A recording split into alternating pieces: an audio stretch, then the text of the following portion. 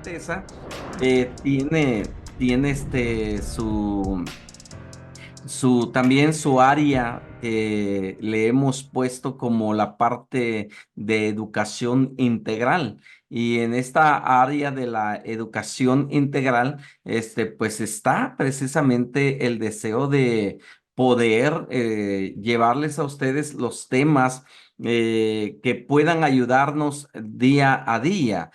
Son temas que nos van a servir constantemente al momento de tal vez vivir una experiencia como esta, o probablemente también nos va a tocar en su momento apoyar a una persona, ayudar a una persona que está viviendo una crisis como la pérdida de un ser querido. Y bueno, y muchas veces no sabemos cómo ni cómo iniciar una charla cuando recibimos la llamada o la noticia de que ha partido alguien muy cercano.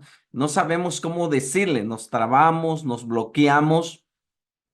Y bueno, queremos enseñarles poco a poco cómo darle seguimiento a este tipo de situaciones que se presentan día a día, porque no podemos, eso sí, debemos de tenerlo presente. No podemos, negar de que en su momento lo vamos a necesitar, lo vamos a requerir. Entonces, hablar del duelo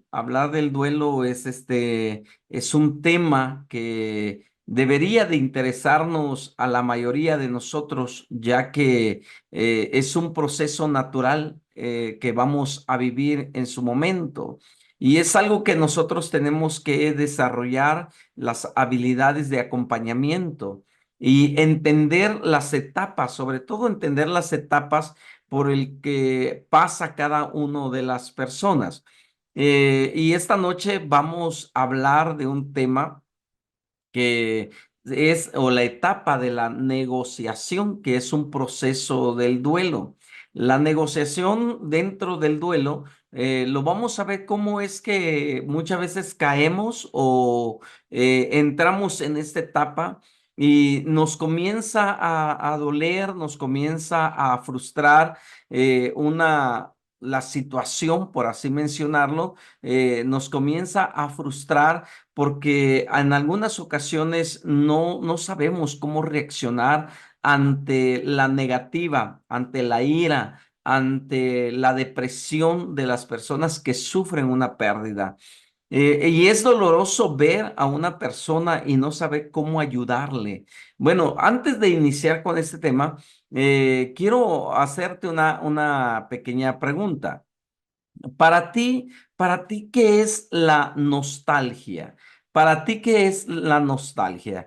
Muchas veces nosotros no sabemos qué es la nostalgia, no sabemos de dónde proviene esta palabrita que muchas veces lo escuchamos, pero no sabemos qué sucede con esa palabra de nostalgia. ¿Qué es la nostalgia y qué son los recuerdos? ¿Alguna vez tú te has preguntado esa parte, nostalgia y recuerdo? Porque cuando nosotros pasamos el proceso de duelo, de la pérdida, el dolor del desprendimiento, y pasan los años y muchas veces no sabemos si es un recuerdo o es una nostalgia lo que estamos viviendo. Y la gente confunde entre una nostalgia y un recuerdo. Bueno, déjame definirte la palabra nostalgia. La palabra nostalgia significa volver al dolor.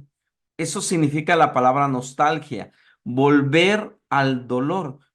Cuando una persona no ha superado, no ha vencido la pérdida de un ser querido, y aunque pase 5 años, 10 años, la persona vuelve al dolor y comienza a llorar por lo que vivió en ese instante, dependiendo el tipo de muerte que haya sufrido esa persona. Bueno, El detalle es que la nostalgia nos vuelve al dolor, a ese punto donde estalló la bomba, por así decirlo, y comenzamos a entrar o comenzamos pues entramos a ese momento de dolor donde experimentamos un quebrantamiento físico, mental, emocional. Bueno, está la otra parte que es el recuerdo. ¿Qué es un recuerdo? La palabra recuerdo significa regresar al corazón, regresar al corazón. Totalmente diferente a la palabra nostalgia. Las personas confunden el recuerdo con una nostalgia, la nostalgia con un recuerdo. El recuerdo es volver al corazón. ¿Qué significa eso? Volver al corazón significa rescatar aquellos momentos agradables, bonitos, felices que viviste con esa persona. Cuando nosotros damos acompañamiento a las personas en duelo, los llevamos de la nostalgia a los recuerdos y hacemos ejercicios, como por ejemplo, un ejercicio que yo les pongo es: escribe una pequeña carta de aquellas cosas que te hacen reír de tu ser querido que ya no está a tu lado. Acuérdate de cinco cosas, no profundices mucho. Y comienzan a recordar cositas chuscas, momentos agradables, viajes, y comienzan a traer un recuerdo de ese ser querido y se les nota en el rostro el cambio al momento de estar hablando, la sonrisa, la picardía, la mirada. Las pupilas se dilatan. ¿Por qué? Porque hay un momento donde el cerebro suelta la dopamina y comenzamos a sentir ese momento tan alegre, tan feliz que vivimos con ellos, y pasamos de la nostalgia al recuerdo, pasamos del dolor a la felicidad y poco a poco le vamos enseñando a vivir más en los recuerdos que en la nostalgia. La nostalgia siempre te va a llevar al dolor. Acuérdate de un evento desagradable a tus 5 años, ¿no? Pues viví eso y se le nota también rápidamente el mensaje en la parte del rostro, cuando comienzan a recordar algo desagradable, algo doloroso, cuando es algo, por ejemplo, acuérdate de una comida de la semana pasada que te desagradó y te dio náuseas. Y tú dices, pero ¿qué tiene que ver la náusea conmigo? Bueno, es que las náuseas, el rechazo, es parte de las emociones. Acuérdate de una comida y cuando tú, no, pues yo comí me equivoqué y le eché que leche descompuesta a mi café, no me di cuenta, lo batí y me lo llevé y haces el gesto, ¿no? Y rápidamente la cara refleja el mensaje de que no estuviste a gusto en ese momento, no estuviste un tiempo agradable, te dio ganas de vomitar la leche, o oliste algo que no va con tu olfato. Y todo eso es volver a la nostalgia, regresar al dolor y que te va a provocar un desagrado, te va a volver a provocar ira, te va a volver a provocar irritación. Entonces, todo eso nosotros tenemos que aprender a manejarlo para que podamos ayudar a los demás. Son normales las etapas del duelo. ¿Cuánto tiempo dura las etapas? ¿O en cuánto debo de durar yo en una etapa, en un ciclo, en una estación donde yo digo, es que yo perdí a alguien y estoy en la etapa de la negación? ¿Cuánto tiempo tienes que estar ahí en la etapa de la negación? Eso depende de la ayuda que tú recibas y también de la capacidad de resiliencia que tú tengas para salir de esa situación. Bueno, y esta noche, pues ya con esta apertura, quiero que vayamos, ¿no? Y veamos cuál es la etapa precisamente de la negociación, porque cuando nosotros hablamos de la etapa de la negociación, vamos a entrar precisamente a analizar que la negociación dentro del duelo puede adoptar la forma de una tregua temporal. Ok, ya pasaste la negación. ¿Por qué a mí? ¿Por qué a la familia? Porque no lo puedo creer. Empiezas la negación de lo que sucedió, pero ¿por qué a ella? ¿Por qué no me sucedió a mí? Y no aceptas lo que estás viviendo en ese momento. Y luego de la negación pasas a la etapa de la ira. Te enojas con los médicos, contigo mismo, con la familia, incluso con Dios te puedes llegar a enojar. Y te contaba testimonios de personas que me decían "Es que yo odio así de esa manera, odio a Dios. ¿Por qué no intervino cuando mi hija se estaba poniendo la soga en su cuello y se ahorcó? ¿Por qué no hizo algo? Y están enojadas con Dios, están llenos de ira contra ese ser. Y luego entramos a la etapa de la negociación, como que se nos baja las emociones, la emoción de la ira, y comenzamos a hacer una pequeña tregua.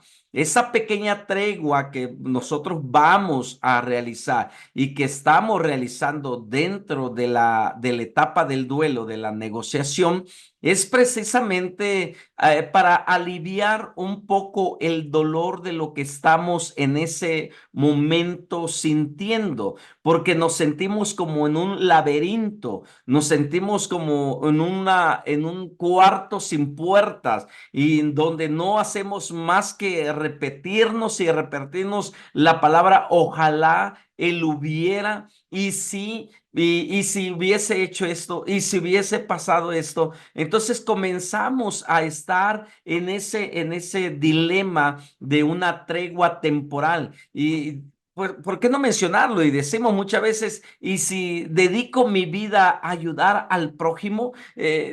¿Por qué no? Y ahí entra la parte donde yo le decía la semana pasada también que yo tengo una amiga que a su hermano lo asesinaron, a su hijo lo asesinaron, su madre murió durante la pandemia y ella pasó las etapas del duelo y llegó a esta parte de la negociación y se aferró tanto a la etapa de la negociación que la primera pregunta que dijo, ¿y si dedico mi vida a ayudar al prójimo? Y formó una asociación civil que se llama Uno en Voluntad allá en Uruapan, Michoacán, que hasta el día de hoy sigue funcionando. Durante todo ese periodo antes de la pandemia, se hizo mucho trabajo altruista con las familias que habían tenido pérdidas de su familia. Y esta mujer se entregó a manos llenas de corazón a formar una asociación para ayudar a familias que habían vivido ese tipo de situaciones. Y probablemente también hay algunos de nosotros que no sepamos cómo manejar esta situación y quieres hacer algo a favor de. Entonces, estás en la etapa de la negociación. Y otra pregunta que puede surgir es, ¿podré entonces despertarme y descubrir que todo eso haya sido solamente una pesadilla? Estás en esa temporada de una tregua temporal y tal vez es un sueño porque ha pasado, nos ha sucedido. No, llega el punto donde nosotros mismos decimos, híjole, quiero despertar, estamos en medio del velorio, estamos con el cuerpo presente de esa persona y nos gana el sueño, el cansancio nos gana. ¿Y qué comenzamos a decir? Y al momento de despertar, ojalá y todo esto haya sido solamente un sueño, que no sea verdad, que solamente esté teniendo una pesadilla, quiero despertar para bien, pero estamos en esa etapa de la negociación todavía. Y dentro de la etapa de la negociación, a menudo va acompañado de culpa. Imagínate, no solamente la negación, es negar lo que yo estaba viviendo, no es solamente la ira, la impotencia de lo que sucedió, ya no puedo hacer nada, sino que también dentro de la etapa de la negociación vas a experimentar la culpa, y si yo hubiera estado ahí. Y si yo le hubiese exigido más, si yo le hubiese dicho que hubiésemos hecho esto y esto y esto, lo hubiésemos logrado vencer. Por ejemplo, ¿no? Cuando mi padre falleció, mi madre falleció antes, pero mi padre falleció. Y una de las cosas que cuando yo llegué bueno, tuve el privilegio de estar en el momento en que él dio su último suspiro. Yo estuve al lado de él, le tomé la mano, mis hermanos estuvimos ahí, pero ya cuando él se fue, cuando él dio su último suspiro, viene, ¿no? El coraje y entra la mezcla de la negociación y comencé a decirle, pero ¿por qué no hiciste caso? ¿Por qué? Cuando te dijimos que fuéramos al médico, no quisiste y comenzaba, ¿no? Pero yo hubiese exigido, yo le hubiese dicho, lo hubiese llevado, aunque él no quisiera, lo hubiese llevado. Y me comencé a echar la culpa porque los ojalás nos inducen a criticarnos y a cuestionarnos lo que creemos que podríamos haber hecho de otra forma. Simplemente cuando el ciclo de la vida llega a su fin y la muerte, está al lado de nosotros. Te lo dije al principio de estas clases, te decía, la muerte es la única acompañante desde el momento de nacer hasta el último suspiro de la vida. Ella está a nuestro lado. No importa cómo fue que nos llevó de esta vida a otra. Tenemos que aprender entonces a que si hubiese sido de otra forma, no podíamos detenernos. Si algo decimos y algo hemos aprendido es que cuando nos llega el tiempo, nos llega el tiempo. Ni por más que hagamos, ni por más que busquemos, ni por más que queramos evadir la situación, va a llegar el momento y tenemos que estar conscientes. Nosotros los latinoamericanos, no pensamos en eso porque no, aunque nosotros los mexicanos en particular vemos a la muerte como parte de nuestra cultura, incluso hacemos fiesta. Por ejemplo, Michoacán hay un pueblo donde se hace una fiesta el Día de los Muertos. Se celebra esa temporada de una manera muy alegre. Pero sin embargo, no estamos preparados para el día en que nos toca. Es más, ni lo queremos llegar a pensar. No queremos, porque no queremos aceptar que esto va a llegar a nuestras vidas. Pero sin embargo, tenemos que hablarlo, tenemos que ser claros, tenemos que ser honestos con nosotros mismos. La pregunta es, ¿tú te estás preparando para ese momento? ¿Te estás preparando, número uno, espiritualmente? Número dos, ¿te estás preparando emocionalmente? ¿Y estás preparando a los tuyos para ese momento?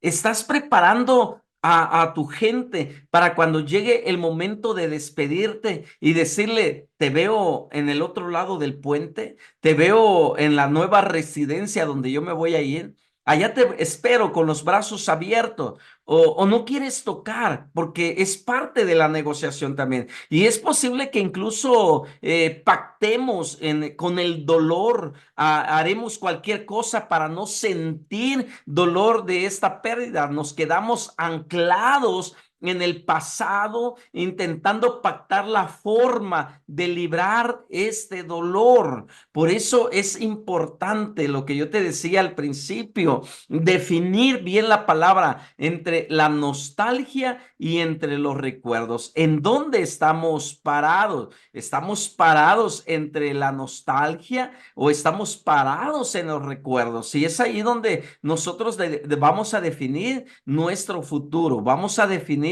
el futuro de nuestra familia. Lo vuelvo a repetir, muchas veces nosotros no queremos aceptarlo, pero tenemos que ser realistas, no somos eternos en la tierra. Ojalá y quisiéramos ser eternos, quisiéramos estar 200, 300 años aquí en la tierra, pero va a llegar el momento. Incluso el hombre más viejo de la historia, conocido como Matusalén, que vivió 969 años, llegó el punto en que tuvo que partir de esta tierra. Pero la pregunta es, ¿cómo voy a dejar a los míos?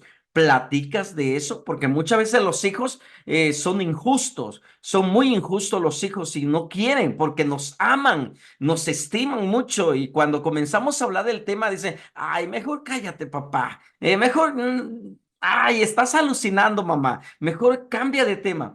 Pero tenemos que hablarlo. Por ejemplo, tenemos un programa de retiro. Una pregunta. ¿Tienes un programa de retiro? ¿Tienes un programa para el momento en que vamos a partir?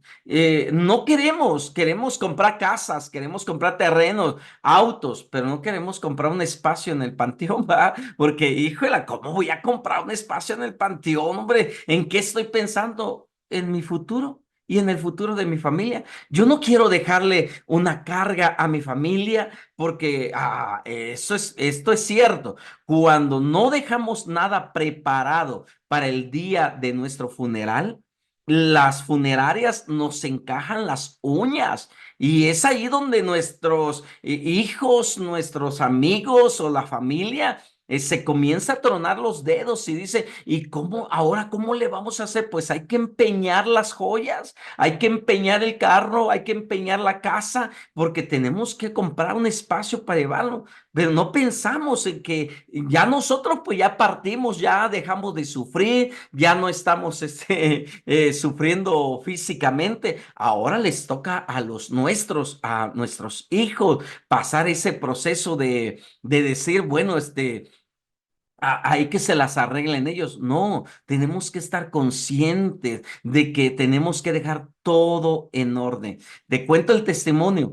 Mi papá y mi mamá, no sé, la verdad que yo creo que presentimos, todos los seres humanos presentimos cuando la hora nos va llegando. Y mi papá y mi mamá se pusieron de acuerdo, nos hablaron, hijos, ¿saben qué? Vamos a comprar un espacio en el panteón porque cuando nosotros partamos, queremos que ustedes no anden batallando. Nos apoyan y todos así volteando los ojos para todos lados, ¿no? ¿Cómo que si nos apoyan para comprar un espacio en el panteón? Pero haciendo conciencia con ellos, y le dijimos, tienen toda la razón. Sí, claro que sí. ¿Cuánto cuesta? Pues en aquel entonces nos cobraron 30,000 pesos el espacio. Y sí, claro, ¿cuánto nos tocaría cada uno? Somos cuatro nosotros. De tanto. Ok, perfecto. Aquí va mi parte, aquí va mi parte. Fueron mis papás, compraron. Mi papá escarbó el hoyo, escarbó su sepultura y lo escarbó, dice, vamos a medir 3 cajas hacia abajo y él comenzó a hacer todo, ¿no? Y le dijo, viejita, así le decía a mi mamá, le dijo, viejita, cuando tú mueras ya tienes tu espacio, no te preocupes por lo demás. Bueno, sí pasó, ¿no? Pasaron, ¿qué? Como 10 años de eso cuando la primera que parte de esta vida es mi mamá y mi papá dice, pues ya tenemos un espacio, ahí vamos a dejarlo. Y mi papá arregló la parte de mi mamá y acomodó el cajón, el segundo cajón y nos dice a nosotros sus hijos, cuando yo parta, yo quiero que aquí me vengan a dejar.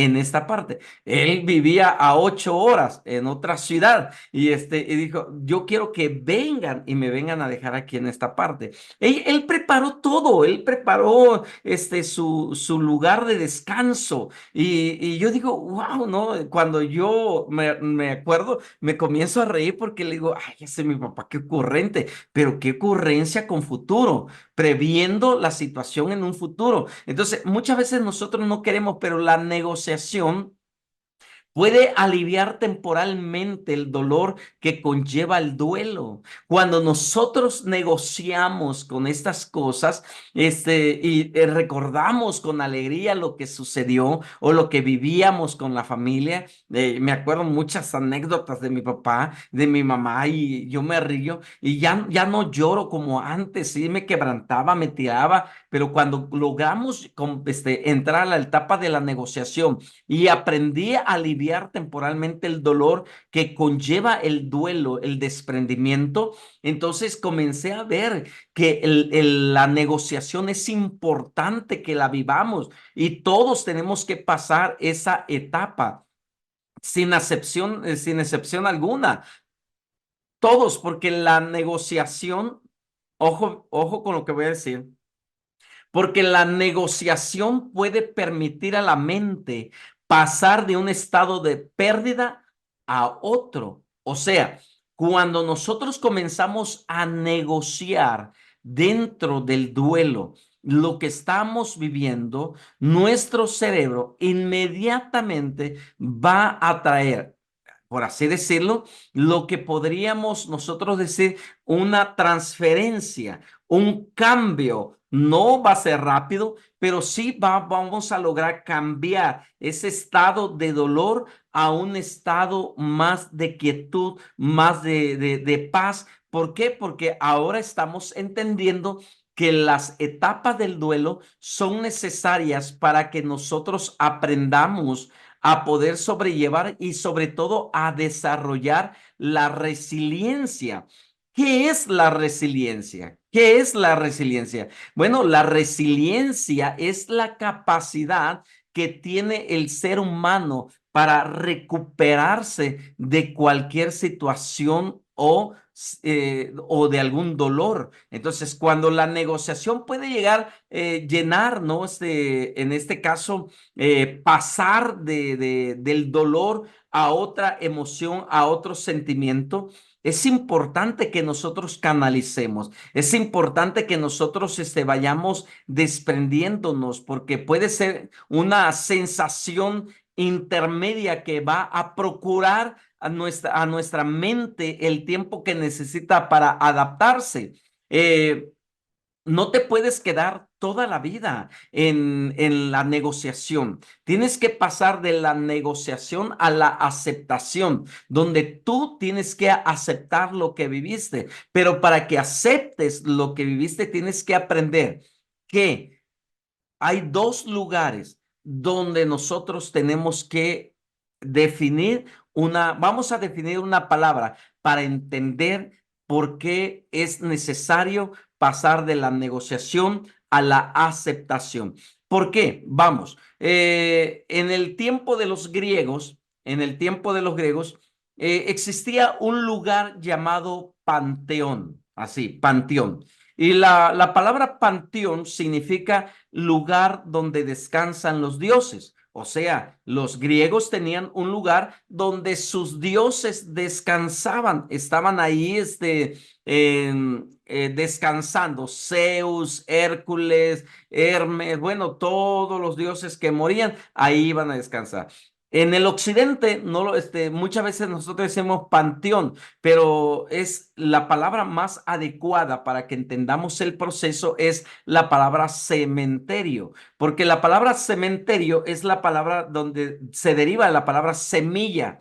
Cuando nosotros vamos a dejar el cuerpo de nuestro ser querido a ese lugar, es como depositar una semilla en ese cuerpo, en esa tierra, para que el cuerpo descanse. La palabra también cementerio puede llegar a significar lugar donde se llega a dormir. Cementerio es un lugar donde están durmiendo los cuerpos. Entonces yo tengo que entender que mi familia, la persona que se fue, no es una pérdida total. Físicamente sí, mentalmente no, porque mentalmente puedo llegar a comprender que el cuerpo de mi familia es una pequeña semilla que yo deposité en la tierra que va a dar frutos. ¿Frutos qué? ¿Frutos de qué? Frutos en mi vida, aquellos consejos, aquella enseñanza, el aprendizaje que ellos me dieron,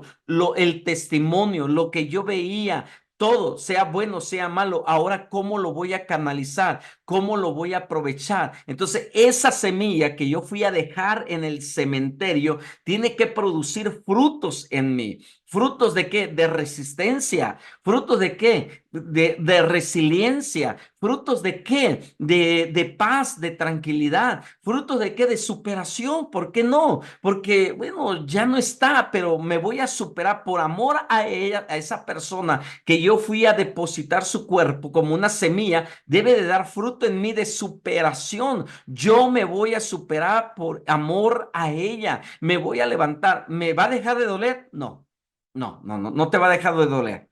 Yo llevo 12 años, 13, 17 años con la pérdida de mi madre.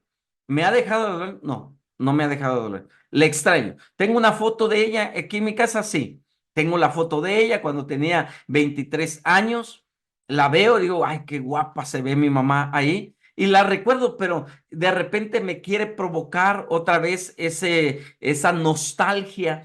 Pero yo digo, ¿por qué no cambio la nostalgia por algo que me provoque una risa? Tal vez se derramen las lágrimas, pero va a ser una lágrima de satisfacción porque aprendí de ella el amor, la capacidad de dar. Mi madre me enseñó de que a las personas no se le niega ni un vaso de agua, ni un plato de comida. Me enseñó la bondad, me enseñó ser... repartir el pan con el necesitado. Y yo veía a mi mamá haciendo eso y yo me acuerdo de, ay, mi mamá, con razón, muchas veces nos dejaba sin comer, bromeando conmigo mismo para no caer en la nostalgia. Sí, se me derraman unas lágrimas, pero me acuerdo y digo, bueno, mi mamá me enseñó a hacer esto y me voy a superar por esto. Mi papá, por ejemplo, él era indígena 100% de la sierra de Chiapas, de los Otziles. Mi padre no estudió la primaria. Él comenzó a estudiar ya siendo grande, teniéndonos a nosotros. Estudió la primaria, estudió la secundaria, estudió la prepa. Y cuando nos dio la noticia, me acabo de inscribir en la universidad y ya él ya tenía problemas de glucosa. Él obtuvo diabetes muy joven, pero se cuidaba mucho y comenzaba, él hacía mucho ejercicio, su trabajo y aparte, ¿no? Pero cuando me dijo, "No, me acabo de inscribir en la universidad", y nosotros le dijimos, ¿qué? ¿Va a estudiar? Sí, pero papá, es muy pesado. Lo voy a lograr. Mira, pues todos sus hijos estábamos fuera, mi hermano en Los Ángeles, yo aquí en Jalisco, mi hermano en el Estado de México, mi hermana en Chiapas, pero en otra ciudad, mi papá solo con mi sobrino en otra ciudad. Y mi papá me decía, saqué 9 en mi clase. ¿Y cómo le hizo? Porque comenzó a perder la vista. Utilizaba lente, pero perdió la vista pronto, ya estando en la universidad. Y me dice, no, pues lo que yo hice fue que a tu sobrino le dije, léeme el libro y tú me vas a leer toda la información. Tú vas a ir conmigo a recibir clases a la universidad. Y se llevaba a mi sobrino a la universidad, donde mi papá se sentaba, escuchaba y mi sobrino tomaba nota. Y los maestros lo dejaron a mi papá estudiar de esa manera. Y mi papá cuando le decía, viene el tiempo de examen. Pues le decía a mi sobrino, léeme todas tus notas. Y mi papá escuchaba porque ya no veía, escuchaba las notas. Y el día que iban a hacer examen le decía al maestro, a mí no me haga examen escrito, a mí hágame examen oral. Y el maestro se ría, está bien, le decía, está bien, don Miguelito, no se preocupe, 72 años tenía mi papá. Está viendo Miguelito, no se preocupe, le vamos a hacer su examen oral. Y mi papá sacaba 9, sacaba 8 y terminó su universidad. Su título ya no lo logró sacar con vida, nosotros se lo sacamos, ya dándole pues una honra de su esfuerzo. Pero cuando yo me acuerdo de eso, digo yo, ¿y por qué yo me quejo? ¿Por qué yo no puedo lograr? Y eso me impulsó a seguir estudiando, a superarme. Por eso te digo, cementerio, un lugar donde yo siembro una semilla, un cuerpo de un ser querido, pero esa semilla va a dar fruto en mí de superación. Y todos mis hermanos son profesionistas, todos mis hermanos aman a Dios y tienen una una familia porque lo vimos y nos superamos por ese señor llamado Miguel, mi padre, ¿no? Entonces nosotros nos acordamos de repente de todas las bromas que hacía, porque mi papá era muy, muy bromista y cada vez que nos acordamos de las bromas que él hacía. Entonces, aquí en este caso, la negociación, sí, la negociación, a ver, déjame ver dónde está mi mouse, aquí está. La negociación puede llenar las lagunas que generalmente dominan nuestras emociones fuertes. La negociación. Cuando tú generas una negociación correcta, positiva, las lagunas que quedan, el vacío que queda dentro de ti, tú lo puedes llenar con esos recuerdos hermosos. No me digas que es que yo tuve una infancia terrible. Te puedo contar mi infancia, te puedo contar mi testimonio. ¿Qué me sucedió a los 5 años de edad? Te lo puedo contar, pero yo no vivo en esa laguna de ese dolor. Yo lleno esa laguna de que viví yo a los 5 años de edad, lo lleno con los recuerdos y con la experiencia, el aprendizaje que tuve durante 5 años, durante la edad de 5 años a 8 años que fui abandonado en un puerto, solo, sin papá y sin mamá. Haz de cuenta que me raptaron, me llevaron y estando en el puerto de Mazatlán, me dejaron, desperté una mañana en un lugar que no era mi casa. Lloré como todo niño, claro, pero me sequé las lágrimas. Dije, ¿qué voy a hacer para regresar? ¿En dónde estoy? ¿Qué estoy haciendo aquí? ¿Quién me trajo? Perdí la noción del tiempo. ¿Qué sucedió conmigo? ¿Qué pasó conmigo? ¿Le eché la culpa a mi mamá? No. ¿Le eché la culpa a mi papá? No. Sino que luché por 3 años, luché trabajando, limpiando cristales, limpiando carros, haciendo todo lo necesario para juntar dinero y regresar a mi casa. Imagínate, yo no me quedo en las lagunas del dolor. Nado las lagunas del dolor, atravieso la laguna y eso lo domino con los recuerdos felices que yo viví, porque pasé tiempos muy bonitos, viví tiempos muy agradables en esa temporada. Viví momentos en que yo me acuerdo y le digo a mis hijas, ¿sabes qué comía yo durante 3 años, de la edad de 5 años a 8 años? ¿Sabes qué comía todos los días? Hacía solamente una comida. ¿Sabes qué comía? Un pedazo de pan con un poco de agua. Era todo. ¿Y por qué comías eso? Porque no tenía familia, vivía en la calle, me abandonaron, pero sin embargo, sobreviví, estoy aquí. Y en vez de haberme hecho drogadicto, en vez de haberme llenado esa laguna y con drogas, con alcohol, dije, no. Es más, yo no sé quién fue, no sé quién fue, pero alguien por ahí que yo creo que me metió mi acta de nacimiento en mi maleta. Cuando descubrí mi acta de nacimiento, ¿sabes qué hice? Agarré mi acta de nacimiento y me fui a una primaria. Y llegué a la primaria y le dije a una señora que estaba afuera, señora, disculpe, ¿usted quiere ser mi tutora? Y me dice, ¿no tienes papá? Y le platiqué mi historia. Y me dice, claro, yo te ayudo. Y me inscribió a la primaria. Ahí estando solo, me metí a la primaria. Y esa señora me llevaba refrigerios, me acuerdo, me llevaba refrigerio, me llevaba esto porque estudiaba. Terminando las clases de la primaria, agarraba y me iba a una gasolinera en Mazatlán. Si alguien conoce Mazatlán, pregunte por es como una colonia que en aquel entonces se llamaba CP, la ciudad perdida, se llamaba esa colonia, imagínate, ahí vivía yo, en la ciudad perdida, y en esa zona hay una gasolinera que se llama Insurgentes, y ahí yo iba todos los días. Mi cabello no es como lo tengo ahorita, lo tenía rubio, me decían Meco, y me decían, Meco, ¿me puedes checar las llantas?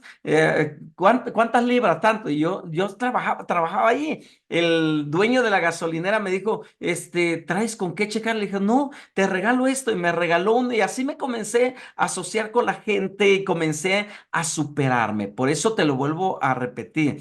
No es pretexto. de que nadie puede salir de un duelo. Claro que podemos salir. Solamente dos cosas necesitamos hacer. Número uno, reconocer que no lo podemos hacer solos. Y número dos, aceptar la ayuda de los demás. Si tú no reconoces que no puedes solo, no vas a aceptar la ayuda de los demás. Pero cuando reconoces que no puedes tú solo, extiendes la mano para que otro te jale y te ayude y puedan salir adelante. Ahora bien, no, la negociación nos permite creer que podemos restaurar el orden en el caos que nos rodea. La negociación nos permite creer que podemos restaurar el orden en el caos que nos rodea. La vida continúa. La vida no se detiene. Si algo dijo don este cantante, creo que, ¿quién fue? Juan Gabriel dijo algo bien importante. Dios perdona, el tiempo no. El tiempo avanza. La persona que se fue está en un mejor lugar, está descansando de sus dolores físicos, de sus dolores mentales, y no podemos morirnos juntamente con él, porque si es el cónyuge, hay hijos y tenemos que seguir por los hijos. Si fue un hijo, que es el que se fue, hay otros hijos más por quien vivían. Si no tenía nadie y se fue la última persona, por mí, lo voy a hacer. La vida continúa. No podemos enterrarnos con las personas a quien ya le dimos el adiós. Es más, le dimos el adiós físicamente, porque espiritualmente, mentalmente, esa persona siempre estará con nosotros, siempre estará ahí. Y cuando tú quieras abrazarlo, tú lo puedes abrazar. La negociación cambia con el tiempo. Aprende de eso. La negociación cambia con el tiempo. Me va a cambiar. Voy a aprender a aceptar. Ahora bien, cuando atravesamos la etapa de la negociación, la mente, la mente modifica los acontecimientos pasados mientras explora todo lo que se podría haber hecho y no se hizo. Cuando nosotros vamos al álbum de los recuerdos, vamos y nos retrocedemos tiempo atrás. Esa negociación va a modificar los patrones de mi mente, ya sea para bien o para mal, dependiendo cómo nosotros tomemos la pérdida. Entonces, vivimos en un mundo acostumbrado a perderlo todo. Perdemos dinero, la salud, las relaciones.